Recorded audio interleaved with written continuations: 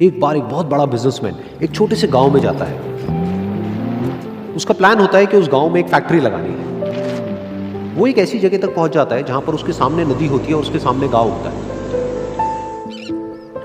अब उसके पास में दो ऑप्शंस होते हैं, एक कि वो सड़क के रास्ते से घूम करके उस गांव तक पहुंचे जिसमें करीब करीब 8 घंटे लगेंगे क्योंकि डायरेक्ट कोई रास्ता नहीं है वहां तक पहुंचने का।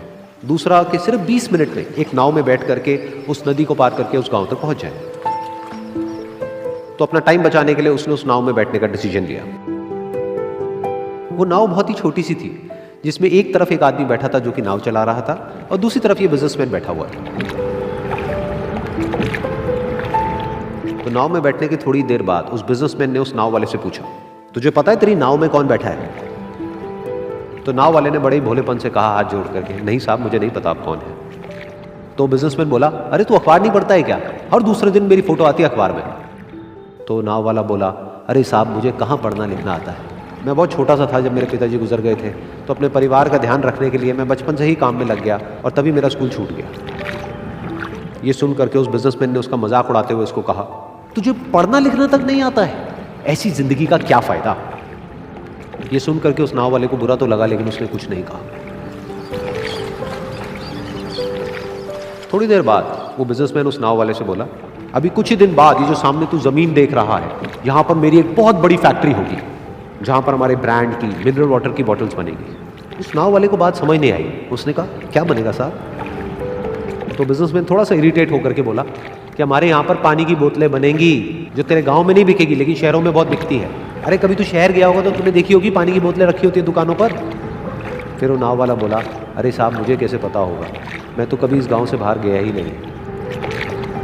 फिर वो बिजनेसमैन उसके ऊपर हंसते हुए बोला, तू कभी इस गांव से बाहर तक नहीं गया, तुझे पता ही नहीं कि शहर क्या होता है? अरे ऐसी जिंदगी का क्या फायदा? उसकी ये बात सुन करके उस नाव वाले को सच में लगने लगा कि मेरी जिंदगी शायद किसी काम की नहीं है। अपनी इस सोच की वजह से उसका नाव से ध्यान हटा और तभी नाव की टक्कर हो गई एक बड़े से पत्थर से, जिसकी वजह से नाव में पानी भरने लगा और नाव डूबने लगी। उस जगह पर पानी बहुत ही गहरा था और किनारा दूर था।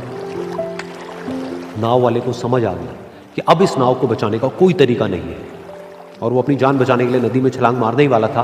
तभी उसने उस बिजनेसमैन से पूछा, साहब आपको तैरना तो आता है ना? तो बिजनेसमैन घबरा करके बोला, ऐसा क्यों पूछ रहे हो, मुझे तैरना नहीं आता है। उसकी ये बात सुन करके नाव वाले को हंसी आ गई और वो बोला, अरे साहब आपको तैरना तक नहीं आता, ऐसी जिंदगी का क्या फायदा? ये सुन करके उस बिजनेसमैन को अपनी गलती का एहसास हुआ और वो हाथ जोड़ करके उस नाव वाले से बोला, तुम जो कहोगे मैं तुम्हें दूंगा, बस मेरी जान बचा लो। तो उस नाव वाले ने बोला, अरे साहब आप घबराओ नहीं, मुझे सिर्फ तैरना नहीं आता है, मुझे डूबते हुए लोगों को बचाना भी आता है। आप मुझे कस के पकड़ लो, मैं आपको कुछ नहीं होने दूंगा। और फिर उस नाव वाले ने ना सिर्फ अपनी बल्कि उस बिजनेसमैन की भी जान बचाई।